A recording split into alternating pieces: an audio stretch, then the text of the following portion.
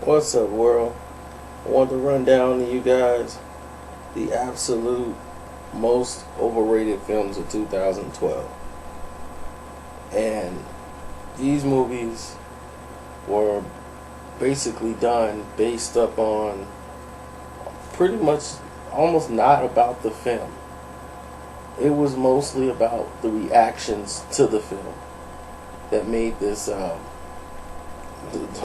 partially like overrated. I don't know about marketing and everything else or how they pay these guys to get these reviews, but you go into this thinking this movie's going to be exceptionally greater than what the people are telling you, and then you come out of it and phew. And with that being said, number 10, Jack Reacher, Tom Cruise.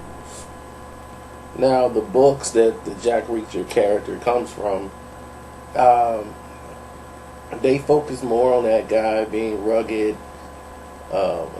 rebel, and once they landed Tom Cruise to play this role, and it was like Cruise wants to do it, he wants to play Jack Reacher, it all became about Tom Cruise being Jack Reacher. And that's the big story, rather than the film itself. I watched the movie, and it's got its highlights, and it's got a lot of lowlights. It's really predictable, but definitely, it is number 9. I mean, number 10 on the list. Number 9 I have is Expendables 2. Now, normally this movie would be higher on my list. A lot of these movies are like basically neck and neck. But Expendables 2 is number 9 because I really didn't expect a lot coming from this movie. And the reaction from people was like basically 50-50 after watching the movie. But they did have a lot of overhype because of Stallone and Chuck Norris, and it just became like a reunion show. Just people hanging out, and it was senseless killing, and it was ridiculous. Number 8 is Beasts of the Southern Wild. I watched this film, and the people's reaction to this is like, this is the greatest film made. I'm watching it like, okay, this is really slow. And I'm like, it's a good movie, but nothing to make it like people saying that this should get an Oscar for the greatest movie, like it's best picture, and I'm like, wow, this is not even that caliber. It probably would be higher on my list if it wasn't for these other movies, like number 7, The Hobbit. Now, The Hobbit is so overrated. This movie is extremely overrated. This is the same movie they gave you called The Fellowship of the Ring. It's basically the same movie. It's the same way that Frodo gets started. It's the same way with everything. He's got to fight a big ogre in the movie who he don't kill, but they're going to keep him along. The movie's extra long for no reason. They're stretching it out to try to milk you of all your money and time. Half these things should be on the editing room floor, but they're not. The speeches are not as great as they were back in Lord of the Rings or the Return of the King. It's just senseless. I mean, this movie should have been an hour and a half. Then maybe it would have a greater appreciation. But when you drag the public out like this, I actually felt like I was at a dinner table having dinner with people for like an hour and a half. It's just so unnecessary. Editing does count for something. Number 6 is the Anna Concordia remake. Again, the Russian story about the woman who has the affair and almost ruins the royal family. This movie was done already, and it was done better than this. Everybody seemed like they were not connected at all. You don't believe the two actors. Keira Knightley had no business being in this movie, doing this role. I mean, the connection with her and the guy just not working. It just was a mess, and I had to go through that at number 6. Number 5, Perks of Being a Wallflower. Oh my God, this is so overrated. Like, people were so overrating it because the Harry Potter girl was in the movie. This movie is a coming of age movie of a boy, and people relate to it because they imagine themselves going there. Charlie Bartlett was better than this movie. I mean, really. If you want to see a coming of age movie, go rent Charlie Bartlett. You know, this is just a cute movie, but it's like nothing extra to stand out to make people hype it as much as they did. Number 4, Disney Pixar's Brave. Brave was the big Pixar comeback movie after Cars 2. They're going to get it all fixed. And this movie was such a letdown. It started off as really good, and I'm like, okay, well, Pixar's going to pick it up, and then the movie just tanks. Takes a turn and goes all the way down the hill. And they never recovered. Number 3, The Hunger Games.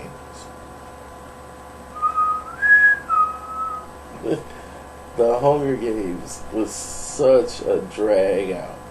I mean, and I thought it was better than what most people thought it was, but when they overhyped it after the movie was over, but my God, it was just unbelievable. When it's coming to DVD release, the theater, I said, well, at least some people said, well, okay, it's not like the book. That's not the thing. It's just like the movie was a good movie. I thought it was a bit long. It was a bit spotty. It was just, you know, it just wasn't what everyone thought it was. It was going to be the next Harry Potter, and it's just not.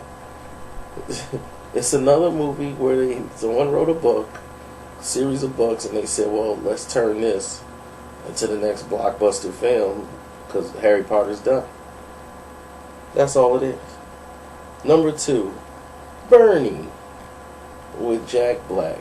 Now, I liked Bernie in spots. I thought it was a bit dark. It was a bit, not okay at times. And then it was a bit like tiresome watching it. It's a good movie, but nothing compared to the media hype of Bernie is underrated and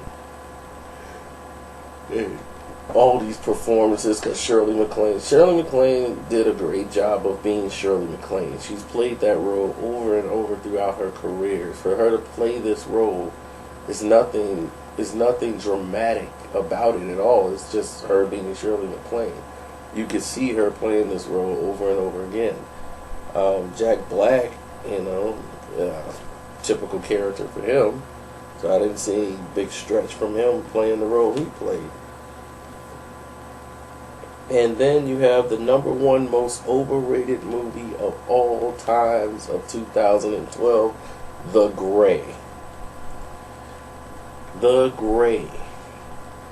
Now, not only is this movie basically borderline okay, and the reason why I say that because it has so much potential to be great. Okay, first of all, the wolves are not going to hunt you like that. They even had to bring that up in the movie. Wolves are not going to hunt you like that unless you're near that feeding ground. Most of the stuff that happened near that airport, near that crash site, would have never happened. Them wolves wouldn't have stared them down like that.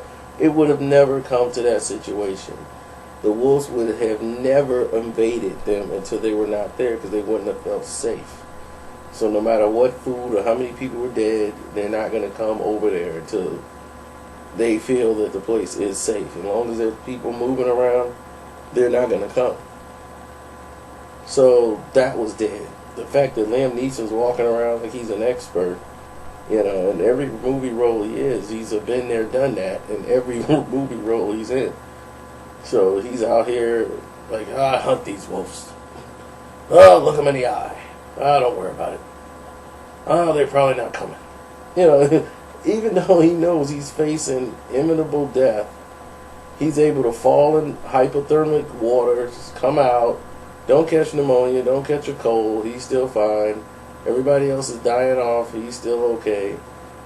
And the wolves are picking him off one by one, and it's like, it's just, this movie's ridiculous. It has so much potential to be great. And then he goes one-on-one with this wolf, at the end, and it's like, it's so bad. this movie's so overrated, and people walked out of there like, this was great. It's like, what movie were you watching? Because you definitely wasn't in it for what you really should have been in it for. This is really bad. Well, that's the list. I'm out.